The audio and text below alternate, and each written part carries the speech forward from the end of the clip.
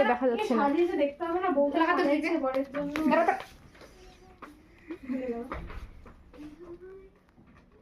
কিটা ঠিক হলো? কোথাও বুঝে গেছে ওর অন্য কারণে মন খারাপ, তো আমার ওই টপিকটা দেখি দেখি। আমি বললাম না, মাথার একটা স্ক্রু ঢিলা আছে। বোর্ডটা উপরে থাকতে আর ভালো লাগতো না, ওই এমনি ফেস ঠিকই হয়ে আছে। এখন সুন্দর